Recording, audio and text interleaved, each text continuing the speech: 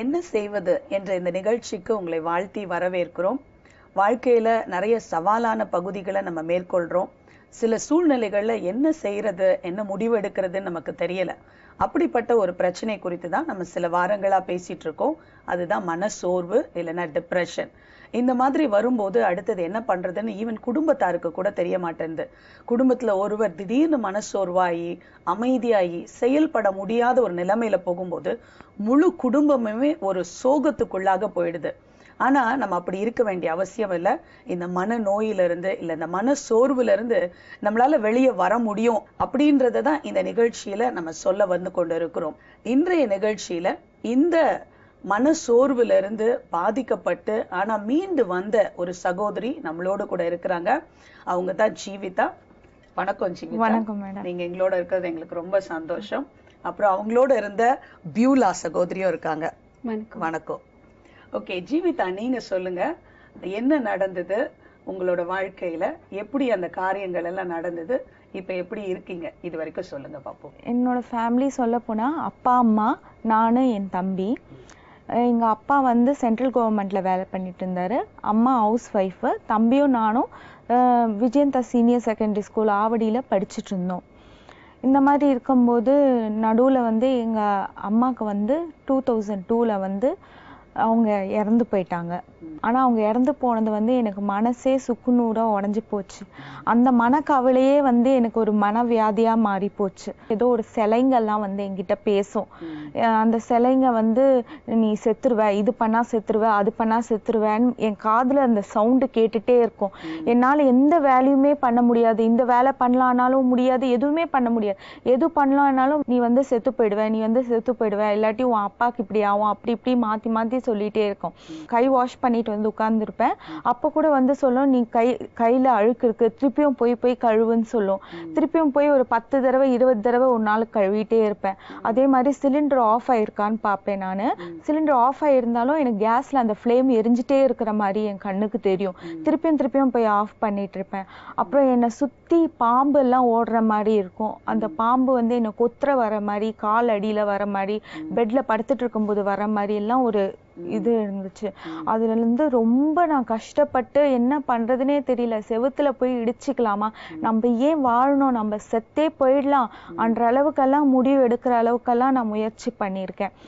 எங்க ஃபேமிலியே செதறி போச்சு. எங்க அம்மா இறந்து போயிட்டாங்க, எங்க அப்பாவும் இறந்து போயிட்டாரு, என் தம்பி எங்க போனான்னு தெரியல. இப்ப நான் மாத்திரம்தான், எனக்கும் இந்த மாதிரி வியாதி இருக்கு. ரொம்ப கஷ்டப்பட்டேன்.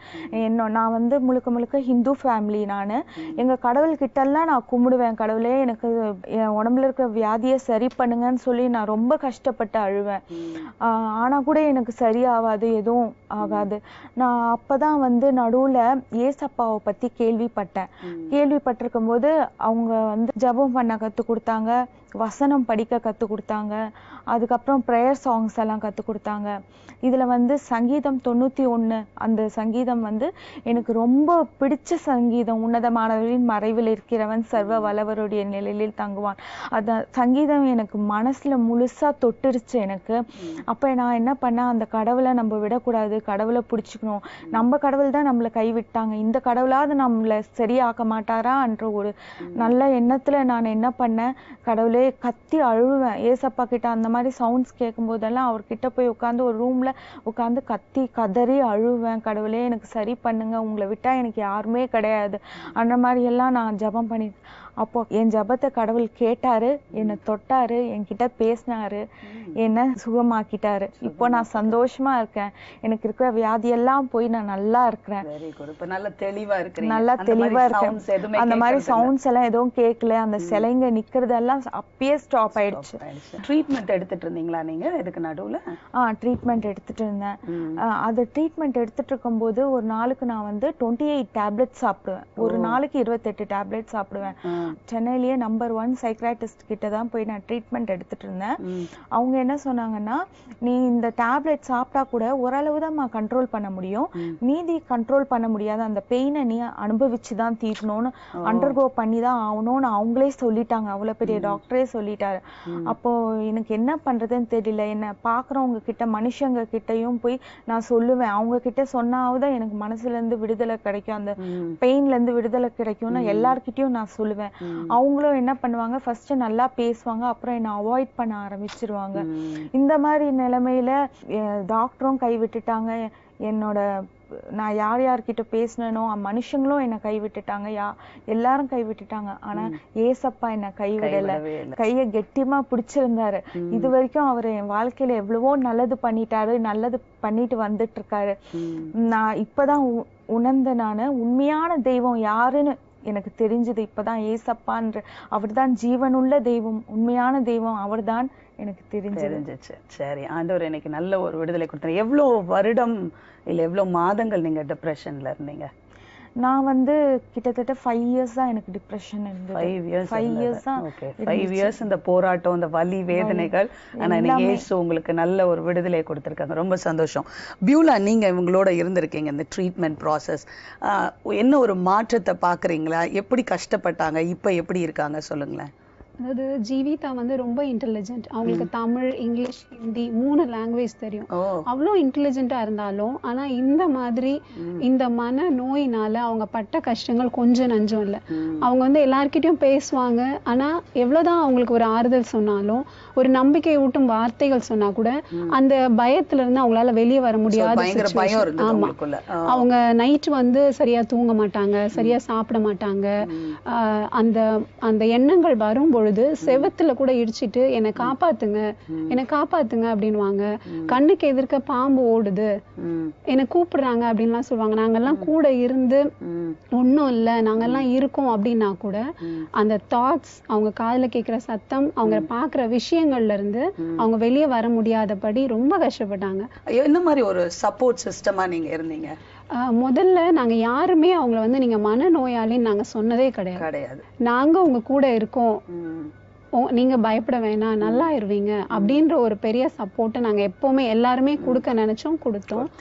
அதுக்கப்புறம் அவங்கள வந்து தகுந்த சிகிச்சைக்கு கூட்டிட்டு போய் முறையான பரிசோதனை, முறையான மாத்திரைகளை கொடுத்தோம். அந்த சிகிச்சைக்கு அப்புறமா அவங்களுக்கு நாங்க நல்ல ஒரு பிரேயர் சப்போர்ட்டும், அவங்க மனதுக்கு ஆறுதல் அளிக்கக்கூடிய ஒரு ஸ்பிரிச்சுவல் சப்போர்ட் நாங்க கொடுத்தோம். ஆண்டவருடைய வேதத்தில் உள்ள வார்த்தைகளுடைய வலிமை வந்து அவங்க காதுல தோன்ற சத்தங்கள் எல்லாம் மேற்கொள்ள, அவங்க எண்ணங்கள்ல ஏற்படுற போராட்டங்களை மேற்கொள்ள ஆண்டவருடைய வசனத்தின் வல்லமை வந்து அவங்களுக்கு உதவி செஞ்சது. அதை வந்து எங்களால இப்ப நல்லா. என்ன மாதிரி மாற்றம் பாக்குறீங்க ஜீவிதா கிட்ட? முதல்ல ஜீவிதா கிட்ட வந்து நம்ம பேசவே முடியாது. ஜீவிதா தான் பேசிக்கிட்டே இருப்பாங்க, பயந்துகிட்டே இருப்பாங்க, அவங்களால லிசன் பண்ணவே முடியாது, ஒரு காரியத்துல கவனம் செலுத்த முடியாது தொடர்ந்து. இப்ப அவங்க வந்து நம்ம பேசுறத புரிஞ்சுக்கிறாங்க, கவனம் செலுத்துறாங்க, அவங்களால தனியா செயல்பட முடியுது. Very good. பார்க்கவே ரொம்ப சந்தோஷமா இருக்கு ஜீவிதா. இதை பாக்குற அநேகருக்கு நீங்க ஒரு பெரிய நம்பிக்கை. ஏன்னா நம்மளோட வீட்டுல இப்படி இருக்கிற ஒருத்தவங்க திரும்பி மீண்டு வருவாங்களா அப்படின்னு சொல்லி யோசிக்கிற அநேகருக்கு நீங்க நம்பிக்கையா இருக்கிறீங்கன்னு சொல்லி நாங்க நினைக்கிறோம். இந்த இடத்துல வந்து உங்களோட சாட்சி, உங்க வாழ்க்கையில் நடந்த மாற்றத்தை எங்களுக்கு பகிர்ந்து கொண்டதுக்கு ரொம்ப நன்றி. ரொம்ப நன்றி பியூலா. தொடர்ந்து நம்ம நிகழ்ச்சியை பார்க்கலாம். நம்ம மத்தியில இந்த சகோதரி எப்படி விடுதலை ஆனாங்க ஒரு மனசோர்வுல இருந்து அப்படின்னு சொல்லி நம்ம பார்த்தோம். கிட்டத்தட்ட 5 வருடமா ஒரு போராட்டம், தூக்கம் இல்லை, நிறைய காரியங்கள் அவங்க நேர்ல பாக்குறாங்க, அவங்களுக்குள்ள ஒரு குழப்பம், ஒரு சரியான ஒரு மனநிலை இல்லை. ஆனா இவ்வளத்தின் மத்தியிலையும் இன்னைக்கு இயேசு கிறிஸ்து அவங்களுக்கு ஒரு பெரிய விடுதலையை கொடுத்திருக்கார். ஆனா நீங்க இதை பத்தி என்ன நினைக்கிறீங்க? இப்படிப்பட்ட நபர்களை நீங்க சந்திச்சிருக்கீங்களா? பாம்பெல்லாம் ஓடிச்சு அப்படின்னு சொல்லி பார்த்தேன் அப்படின்லாம் சொல்றாங்க. அவருடைய கண்ணுக்கு அது மாதிரி தெரியுது. சில சொல்லுவாங்க எனக்கு பாம்பு துரத்துற மாதிரி வருது, அது மாதிரி தெரியுது. சில பயப்படுகிற காட்சி, சிலருடைய சத்தம் கேட்குது. ஒரு சமயம் ஒரு தம்பி வந்து சொன்னாரு, என்கிட்ட யாரோ பேசுறாங்க, பயமா இருக்குன்னாரு. என்ன பேசுறான்னு கேட்டேன். நீ தற்கொலை பண்ணிக்க, ட்ரெயின்ல விழுந்துரு, இந்த குளத்துல விழுந்துரு, ஆத்துல விழுந்துரு, எனக்குள்ளேருந்து அந்த சத்தம் வந்துகிட்டே இருக்கு, என்னை அறியாமலேயே நான் தற்கொலை பண்ணிடுவேன்னு பயமா இருக்கு அப்படின்னு சொன்னார். அப்ப அது வந்து இது மாதிரி ஒரு மன அழுத்தத்துக்கு இடம் கொடுக்கும்போது அந்த ஃபைனல் ஸ்டேஜ் வந்து சாத்தான் அவங்களுக்குள்ள நுழைஞ்சு இந்த மாதிரி அவங்கள வந்து தற்கொலைக்கு தூண்டி அவங்களுடைய வாழ்க்கையை அழிச்சிருவாங்க. அவங்களே அறியாம அந்த தற்கொலைக்குள்ள அவங்க போயிடுவாங்க. அதனாலதான் அவங்களுக்கு வந்து மருத்துவ முறையிலையும் உதவி தேவை, ஆவிக்குரிய நிலைமையிலும் உதவி தேவை. அந்த ரெண்டும் இணையும் போது ஒரு கம்ப்ளீட் டெலிவரன்ஸ் அவங்களுக்கு உண்டாகும். அதான் இவங்களை பார்க்கும்போது அதுதான் பாக்குறோம். அதாவது ஒரு பக்கம் அவங்க மருந்து மாத்திரைகள், அவர்களோட அழகான ஒரு குடும்பம் அவங்களோட கூட இணைந்து, அவங்க சொந்த குடும்பம் இல்லைனாலும் அவங்களை ஆதரிச்சு ஜெபித்து அவர்களுக்கு ஒரு நல்ல ஆறுதல் கொடுத்திருக்காங்க. அவங்க சொன்னாங்க டாக்டர்ஸே, நான் வந்து உனக்கு மருந்து கொடுக்கலாம், ஆனா வலியை நீ தான் தாங்கிக்கணும். அப்போ ஒரு ஆறுதலுக்காக ஒரு காரியம் செய்யறாங்களே தவிர முழுமையான ஒரு விடுதலை அவங்க இல்லை. அப்போ ஜெபம் வேதம் அது வந்து ஒரு முழுமையான விடுதலையை கட்டாயம் கொண்டு வரும். அதுக்கு வந்து நமக்கு ஒரு நல்ல ஒரு சாட்சி ஆண்டவர் கொடுத்துரு. அவங்களும் ஆண்டவனை கூப்பிட்டாங்க, அவனை வழி நடத்தினாங்க. அப்போ ஒரு டெலிவரன்ஸ் அவங்களுக்குள்ள உண்டாச்சிடுறாரு. வேதத்துல ஒரு வசனம் இருக்கு, 119 சங்கீதம் 92 வசனத்துல, உமது வேதம் என் மன மகிழ்ச்சியா இராதிருந்தால் என் துக்கத்திலே அமிழ்ந்து போயிருப்பேன். இப்ப சாதாரண துக்கப்படுறது வேறு, ஒரு கவலை துக்கம் எல்லா மனுஷனுக்கும் வர்றது. ஆனா அதுக்கு இடம் கொடுத்து யோசித்து அதுல அமிழ்ந்து போகிறது. அதுதான் அவங்களுக்கு வந்து மன சோர்வு, அப்புறம் வந்து மன அழுத்தம், அந்த டிப்ரெஷன்ல கொண்டு வர்றது. இந்த கவலைக்கு தொடர்ந்து இடம் கொடுத்து அந்த ஆறுதல் எல்லாம் போறது. அப்ப கர்த்தருடைய வசனம் அந்த துக்கத்துல அமிழ்ந்து போகாதபடிக்கு அவங்களுக்கு ஒரு விடுதலை கொடுக்குது. ஏன்னா அந்த வசனம் வந்து ஜீவனும் வல்லமை உள்ளதா இருக்குது, ஆண்டவருடைய வார்த்தை. எனக்கு ஒரு சம்பவம் ஞாபகத்துல வருது. நம்ம ஊழியத்தில் இருக்க அப்பாதரை பிரதர், அவங்க வந்து பேங்க்ல வேலை செய்யறாங்க, அசிஸ்டன்ட் மேனேஜரா இருந்தாங்க. அவங்க பேங்க்ல ஒரு கிறிஸ்தவர் அல்லாத ஒரு நண்பர் வந்து ஒரு ஆபீசர், அவங்களும் ஒரு கிளர்க்காவே இதை வேலை செய்தாங்க. அவருக்கு வந்து அப்பா அம்மா கிடையாது. ஆனா ஒரு மேரேஜ் ஆன பிறகு அவங்களுடைய ஒய்ஃபுடைய அன்புனால, அவங்களுடைய ஒய்ஃப் தான் ஒரு உலகமே. அவருக்கு என்ன அப்பா அம்மா இல்லை, அவங்க ஒய்ஃப் தான் பெரிய சந்தோஷம் மகிழ்ச்சி, அவங்க தான் உலகமே இந்த மாதிரி வாழ்ந்துகிட்டு இருந்தார். திடீர்னு அவங்க ஒய்ஃப் இறந்துட்டாங்க. பெரிய இழப்பு. அது வந்து அவரை ரொம்ப பாதிச்சுட்டு எவ்வளவு பேர் ஆறுதல் சொல்லியிருக்காங்க, ஆறுதல் அடைய முடியல. சில மாதங்கள் லீவில் இருந்துட்டு பேங்குக்கு வந்தா அவர் வந்து அப்படியே தாடி வளர்த்துக்கிட்டு துக்கமா அப்படியே தான் வந்து துக்கமா உட்கார்ந்துருப்பாரு, சந்தோஷமே இல்லை. சில மாதங்கள் கடந்த பிறகும் அவருக்குள்ள அந்த எண்ணம், நான் தனிமை ஆயிட்டேன், அப்பா அம்மா இல்லை, இப்ப மனைவியனுடைய அன்பு இல்லை, எனக்கு யாருமே இல்லைன்ற மாதிரி அந்த இதுல இருந்திருக்காரு. இவ்வளவு பேங்க்ல வந்து எல்லாரும் விட்டு பேசுவாங்க, ஆனாலும் சோகமாவே இருப்பாரு, துக்கமாவே இருப்பாரு, தாடி வளர்த்து அப்படிதான் வந்துட்டு போவாரு. ஒரு நாள் வந்து அப்பாதர பிரதர்னு ஒரு பார்த்துருக்குறாங்க, ஆண்டவருடைய உள்ளத்துல பேசினாரா, நான் அவனை கூப்பிட்டு பேசுன்னு சொல்லி. உடனே அவங்க சொல்லியிருக்காங்க, இன்னைக்கு வேலை முடிஞ்ச பிறகு, பேங்க் டைம் முடிஞ்ச பிறகு சாயங்காலத்துல என்னை பார்த்துட்டு போங்கன்னு. சரி சார் அப்படின்னு இருக்காரு. சாயங்காலம் அவங்க ரூமுக்கு வந்தா, பேங்க் முடிஞ்சிட்டு நான் முடிஞ்சோன்னு ரூமுக்கு வந்தாங்க. வந்த உடனே ஆண்டவர் சொல்லுங்க, இவனுக்கு ஒரு பைபிள் கூட வாசிக்கிறதுன்னு. அப்ப இவங்க சொன்னாங்களா, நான் உங்களுக்காக ஜெபிக்கிறேன், இன்னைக்கு போய் இந்த வசனத்தை வாசிங்க, சங்கீதம் புஸ்தகம் அதான் எடுத்து கொடுத்துருக்காங்க. அதனால அவரு கிறிஸ்தவர் அல்ல, அவரு இதை வாசிங்க, உங்களுக்கு ஒரு ஆறுதலா இருக்கும் அப்படின்னு சொல்லி சங்கீத புஸ்தகத்தை எடுத்து காமிச்சு வாசிங்கன்னு சொல்லி, இந்த சரி சார் அப்படின்னு போனாராம் அவரு. இவர் போனவர் நெக்ஸ்ட் டே பேங்க் வரும் பாத்தீங்கன்னா, ஷேவ் பண்ணி நீட்டா ஒரு மலர்ந்த முகத்தோட வித்தியாசமா வர்றாராம். எல்லாருக்கும் ஆச்சரியம். பேங்க்ல எல்லாம் என்ன ஆச்சு, பல மாதங்கள் இப்படி இருந்தான்னு சோகமா ஒரே நாளுக்குள்ள என்ன மாற்றம் வந்தது. அப்ப அவர் வந்து அப்பாதரோட சொல்லி இருக்கிறாரு, சார் உங்களுக்கு நான் ரொம்ப நன்றி சொல்றேன். என்ன நடந்திருக்குன்னு சொன்னா, அவர் ரொம்ப அந்த மன அழுத்தத்தில் ஆகி நமக்கு வந்து யாருமே இல்லை, இறந்துடணும்னு சொல்லி அன்னைக்கு தற்கொலை பண்ண அவர் தீர்மானம் பண்ணிட்டார். அதான் கடைசி நாள் பேங்குக்கு, நம்ம இன்னைக்கு நைட் வந்து தற்கொலை பண்ணிடணும்னு ஹி டிசைடட். அவருக்குள்ள அந்த தீர்மானத்தில் தான் கடைசி நாள் வந்திருக்கிறார். அப்போ அப்பாதரப்பு இந்த வசனத்தை எடுத்து வாசிங்கன்னு கொடுத்த உடனே, சரி சாக போறோம், அவங்க இந்த சார் நம்ம மேல அன்பா ஏதோ கொடுத்துருக்காங்களே வாசி பண்ணி இந்த புஸ்தகத்தை சங்கீதத்தை வாசித்திருக்கிறார். அவருக்கு வேற பைபிள் ஒண்ணும் புரியாது. அதை வாசிக்க அதுக்குள்ள இருந்து யாரோ பேசுற மாதிரி அவர் ஃபீல் பண்ணிருக்காரு. அதுக்குள்ள இருந்து யாரோ பேசுறாங்களா, அது ஆண்டோடைய வசனம் அவர்கிட்ட பேசியிருக்கா. சில வார்த்தைகள் எனக்கு ஞாபகம் இல்லை, அது அப்பாதரப்பு தெரியும். அந்த வசனம் வந்து அவர்கிட்ட பேசின உடனே, ஐயோ யாரோ என்கிட்ட பேசுறாங்களே, நம்ம எனக்கு யாருமே இல்லை நினைச்சு அந்த ஆறுதலான வார்த்தை போன உடனே இந்த வசனத்துல டெலிவரன்ஸ் ஆகுது. அந்த டிப்ரெஷன்ல இருந்து இந்த மன அழுத்தம் டெலிவரன்ஸ் ஆன உடனே தற்கொலை மாறிட்டு, அதுல இருந்து ஒரு விடுதலை வந்த உடனே அதுக்கப்புறம் உடனே அடுத்த நாள் காலை 7 மணி ஷேவ் பண்ணி சுத்தமா எனக்கு ஒரு புது வாழ்க்கை இருக்கு அப்படின்ற ஒரு பெரிய ஒரு மாற்றம் வந்துட்டு. அதனாலதான் இயேசு சொல்றாரு, சத்தியம் உங்களை விடுதலையாக்கும், சத்தியத்தை அறிவீர்கள். அந்த வசனம் வசனம் வந்து ஒரு மனிதனோட டெலிவரன்ஸை கொண்டு வரும். ஏன்னா பிசாசு அடிமைத்தனத்துல கொண்டு வர்றான், கர்த்தர் அவருடைய வசனம் விடுதலை கொண்டு வருது.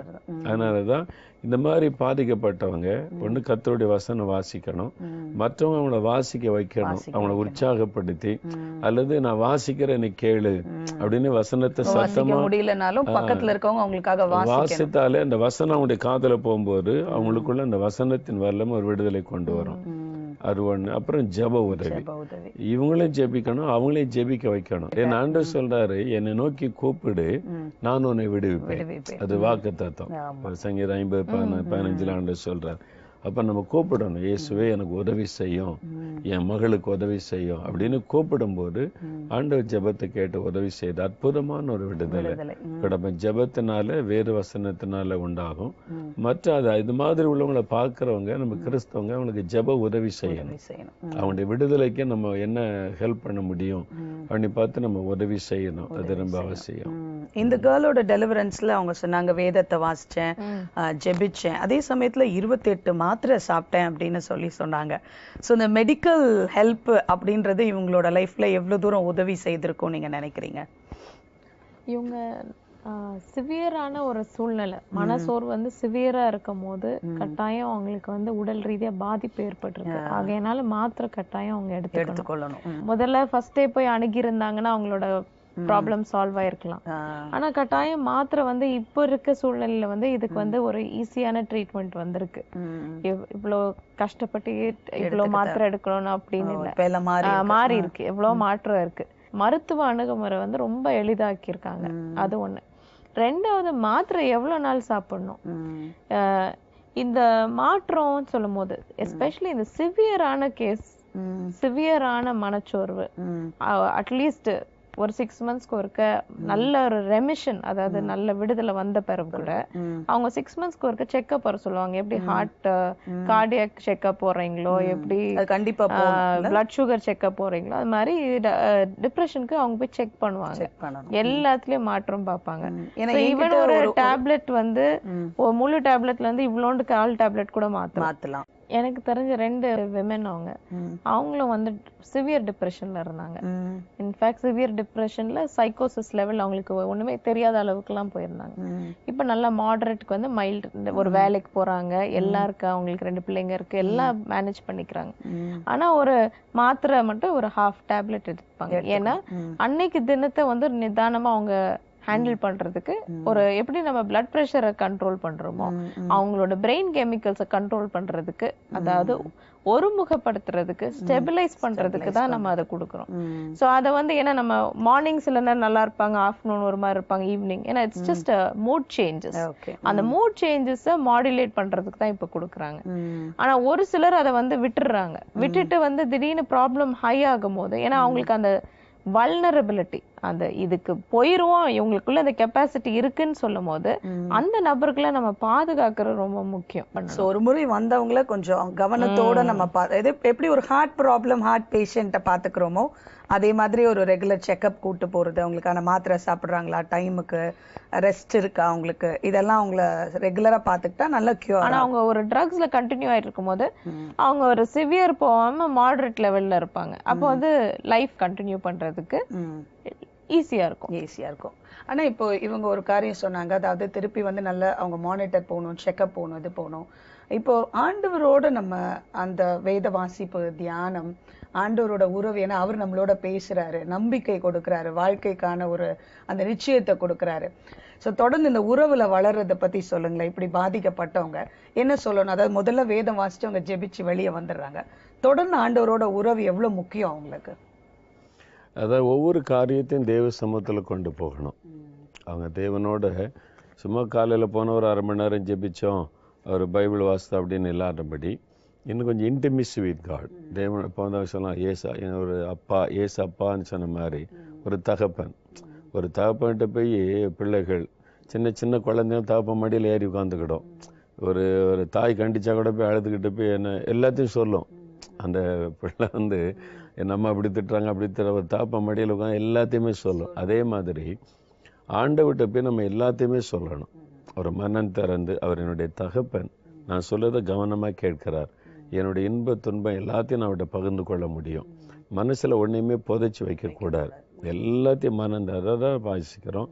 ஒன்றுக்கும் கவலைப்படாதருங்கள், எல்லாத்தையும் தேவன் தெரியப்படுத்த, எல்லாவற்றையும் நம்ம இயேசு பார்த்து கொள்வார் அப்படின்னு ஒரு ஒரு தகப்பன் இருக்கிறார். என்ன அவர் கவனிக்கிறாரு, என் மேல அக்கறையா இருக்கிறாரு, அவருக்கு அன்பு செலுத்துறாரு, எனக்காக செய்வார், என்னை புரிந்து கொள்வார்னு சொல்லி ஒரு விசுவாசத்தோட எல்லாத்தையும் அவருடைய மனம் திறந்து நம்ம பேசிட்டாலே அவருடைய பிரசன்னம் நமக்கு வரும். அந்த பிரசன்னம் ஒரு பெரிய டெலிவரன்ஸ் நமக்கு தரும். அப்ப வேறு வசனம், அதுக்கு ஒரு வல்லமை இருக்குது, அவருடைய வசனம். அதை வாசித்து அந்த வசனத்தின்படி வாழ நம்ம அர்ப்பணித்து கொண்டு, கர்த்தருக்குள்ள எப்பவும் சந்தோஷமா இருங்கள். டிப்ரெஷன்ல இருந்து வெளியே வர கவலை பயந்தானே எனக்கு கொண்டு போகுது. கர்த்தருக்குள்ள எப்பவும் சந்தோஷமா இருங்க. அப்ப உலகத்தில் உள்ள மற்ற காரியத்துல சந்தோஷம் நிலையானதல்ல. இயேசு என் கூட இருக்கிறார், எனக்குள் இருக்கிறான்ற சந்தோஷத்துல நம்ம மகிழ்ந்து களி கூர்ந்தாலே இந்த தாக்குதல்கள், இதனுடைய பாதிப்புகள் வராம நம்ம நிச்சயமா ஒரு சரி சந்தோஷமான வாழ்க்கை வாழ முடியும்.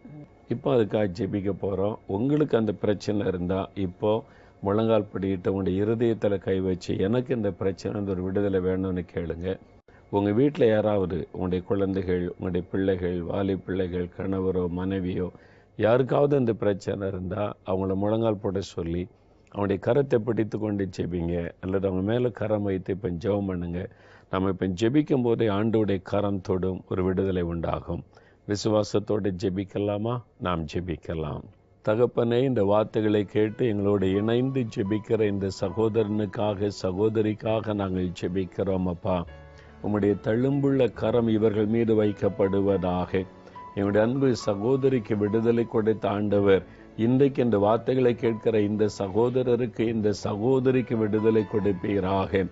இந்த மன சோர்வுகள், மன அழுத்தங்கள் எல்லாம் நசரேயனாக இயேசுவின் நாமத்தில் விலகி போகட்டும் என்று ஜெபிக்கிறோம்.